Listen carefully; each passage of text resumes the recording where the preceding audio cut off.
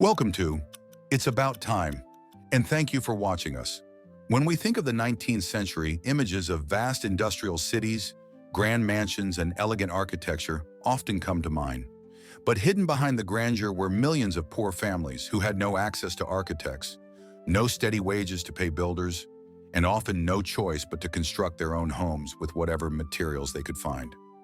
Across Britain, in the bustling districts of London, Manchester, and Glasgow, improvised housing sprang up in alleys and fields. In New York, Irish and Italian immigrants cobbled together shanties on vacant lots. And in rural villages around the world, the peasants built cottages from mud, straw, and timber, clinging to traditions passed down for generations. These homes were not monuments of stone or marble, but fragile shelters of survival. They tell us a story of ingenuity and desperation, of families using their hands to carve out a place of safety in a world where poverty left few alternatives. In this video, we will tell the story of how poor people built their homes from scratch in the 19th century. The materials, the methods, the struggles, and the daily realities of living in houses crafted out of necessity rather than choice. The need for self-built homes. In the 19th century, the Industrial Revolution changed everything. Cities expanded at unprecedented speed, but housing supply lagged far behind. Governments and landlords rarely built enough homes for the waves of rural migrants seeking work. For the poor, this left two options: pay high rents for a tiny, overcrowded room, or build something themselves. In cities like London, Manchester, and Birmingham, migrants often found no available housing at all. As a result, people set up squatter settlements on the edges of towns, or built crude shacks in alleys, yards, or derelict spaces. These dwellings were meant to be temporary, but many lasted for years. Across the Atlantic, the story was much the same. In New York, during the mid-19th century, Irish immigrants poured into the city. With little money, some moved into tenements, but others constructed shanty towns on the city's undeveloped outskirts, especially in areas like Central Park before its development, and on the edges of Manhattan Island. In rural villages, the need was different. There were no landlords to provide housing, so peasants and small farmers had to build cottages themselves, relying on traditional techniques: wattle and daub walls, thatched roofs, or log cabins in frontier areas. Building from scratch was not a romantic pursuit.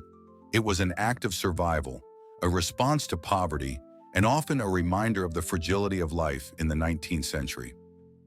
Materials of poverty. What did they build with, and how did they find it? The rich could afford brick, stone, and slate. The poor had to make do with what was at hand, often materials gathered for free, scavenged from work sites, or borrowed and reused until nothing remained. For the poor, the act of gathering supplies was just as much a struggle as the building itself. In 19th century Britain, booming industry meant endless construction and demolition.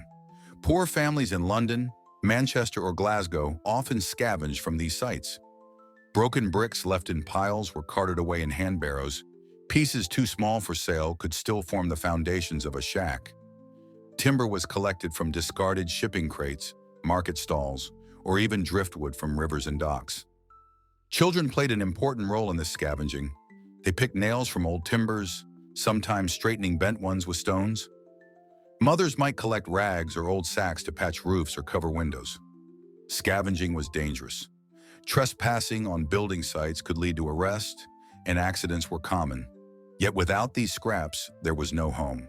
In New York, immigrant families relied on the same tactics. The docks were a major source of wood. Immigrants carried away planks discarded from crates, barrels, or shipping repairs. Tarred canvas, old sails, and rope became waterproof roofing. Families bartered with dock workers for leftover boards or gathered coal dust to press into makeshift bricks. Newspapers sometimes mocked these shanty towns as cities of tin and tar paper, but inside each hut lay hours of scavenging and desperate ingenuity. In rural Britain, the poor leaned on tradition. Farmers collected clay from riverbanks and mixed it with straw for wattle and daub walls. Families gathered reeds or straw after harvest to thatch roofs. Stones pulled from fields while plowing became the basis for cottage foundations. In Ireland, mud cabins relied on turf and clay dug directly from the land. Whole communities might dig bog turf, drying it for both fuel and walls. Roofs were patched with sod, laid carefully to shed water. Because money was scarce, every material came from the land itself, fields, ditches, or riverbeds. In America's frontier, families felled trees to make cabins. Men cut logs while women and children gathered moss or clay to fill gaps. Bark peeled from logs could be used as roofing or laid as rough flooring. Tools were few. A family might share a single axe or saw with neighbors. Every scrap of wood was precious and nothing went to waste. As a result, families improvised constantly. Broken pots could be set into walls as makeshift windows. Old rags soaked in tar became waterproofing. Bones and ash were sometimes mixed into mortar. The result was homes that bore the visible scars of poverty. Patched roofs of mismatched wood, walls of brick and clay mixed together, doors that creaked because they had been salvaged from elsewhere. These houses were not uniform, but mosaics of survival, pieced together from the cast-offs of an industrial world that left little room for the poor. Building methods and duration. How long did it take to build these homes? The answer depended on the materials and the urgency of need. In London or New York, a single family might construct a shack in a matter of days. Walls of scavenged wood and brick were quickly raised, gaps plugged with mud or rags, and a roof nailed together from tin or tarred cloth. Because families needed immediate shelter, construction was hasty and minimal. These homes were not meant to last, and many fell apart within months, only to be patched together again. In villages, the process was slower but still collaborative. A wattle and daub cottage might take weeks, with neighbors helping to weave the frames, plaster walls, and thatch the roof. Families often built in spring or summer when the weather was dry and materials more workable. In rural Ireland, a mud cabin could be built astonishingly quickly, sometimes in just a few days, by piling up clay walls and adding a thatched roof. These structures, however, deteriorated quickly in damp weather. On the American frontier, log cabins were raised in communal house raisings. Neighbors gathered, felled trees, and notched logs together. With many hands, a basic cabin could be built in a single weekend. More permanent structures, with chimneys, wooden floors, and shingled roofs, took weeks. For all these homes, speed was crucial. Families needed shelter before the next rain, the next frost, or the landlord's notice. There was no luxury of architectural finesse, only necessity and survival. Struggles and hardships of self-built homes. Building your own home from scratch when you are poor was never easy. Struggles were constant.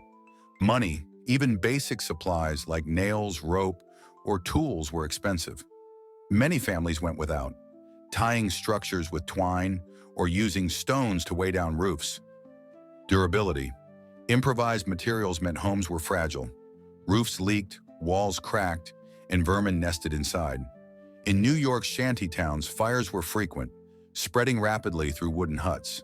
In Ireland, damp weather turned mud cabins into crumbling ruins. Space. Most homes had only 1 or 2 rooms.